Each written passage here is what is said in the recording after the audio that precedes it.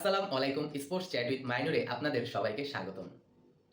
আগামীকাল বাংলাদেশ সময় সন্ধ্যা 7:30টায় কলকাতার ইডেন গার্ডেন্সে মুখোমুখি হচ্ছে ইন্ডিয়া ও টিম ইংল্যান্ড।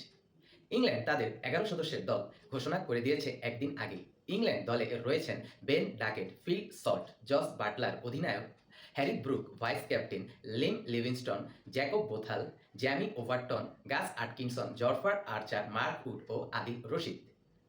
জস বাটলার দুটি গুরুত্বপূর্ণ সিদ্ধান্ত নিয়েছেন। তিনি এই সিরিজে উইকেট কিপিং করবে না ও ওপেনিংয়ে ব্যাটসও করবে না। আমরা সবাই জেনে থাকি যে বাটলার ওপেনিং ব্যাটসম্যান, কিন্তু গত বছরে ওয়েস্ট ইন্ডিজের টি-20 সিরিজে বাটলারের অনুপস্থিতিতে বেন ডাকেটের সাথে ফিল সল্ট দারুণ খেলেছিল ওপেনিং জুটিতে। তাই ইংল্যান্ড এই ওপেনিং জুটি ভাঙতে চাইছে না। 3 নম্বরে খেলবেন জস বাটলার, 4 নম্বরে খেলবেন হ্যারি ব্রুক। হ্যারি ব্রুক এই প্রথম ইংল্যান্ডের হোয়াইট বল সিরিজের ভাইস ক্যাপ্টেনের দায়িত্ব পালন করবে। 5 নম্বরে খেলবে লিভিংস্টন, 6 নম্বরে খেলবে জ্যাকব বোথাল, 7 নম্বর ও 8 নম্বরে খেলবে গাস আটকিনসন ও জ্যামি ওভারটন। ইংল্যান্ডের এই দলটি খুবই শক্তিশালী ও দারুণভাবে সাজানো হয়েছে।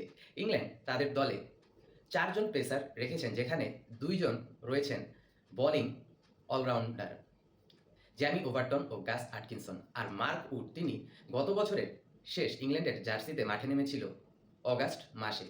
ইনজুরির পর তিনি ফিরছেন। এই দলে মাত্র একজন স্পিনার রেখেছেন আদিল রশিদ, ও সাথে রয়েছে লাইম লিভিংস্টন ও হ্যারি ব্রুক। ইংল্যান্ডের দল 8 জন ব্যাটসম্যান নিয়ে সাজানো হয়েছে।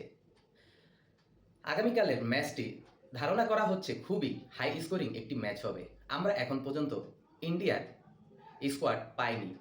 তো আগামীকাল খুব দারুণ একটি টি-20 ম্যাচ আমরা সবাই দেখতে যাচ্ছি। সেই পর্যন্ত এখান থেকে বিদায় নিচ্ছি। সবাই ভালো ও সুস্থ থাকবেন। আল্লাহ হাফেজ।